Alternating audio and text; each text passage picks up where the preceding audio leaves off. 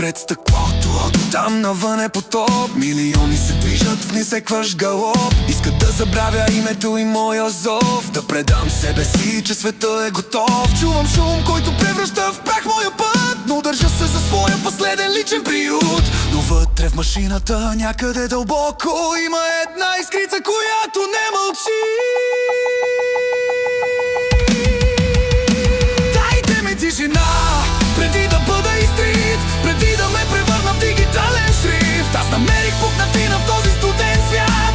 Няма да съм цифра в нечи грешен парад. Ще бягам от града, който диша само фалш, за да спася човека, който още е останал.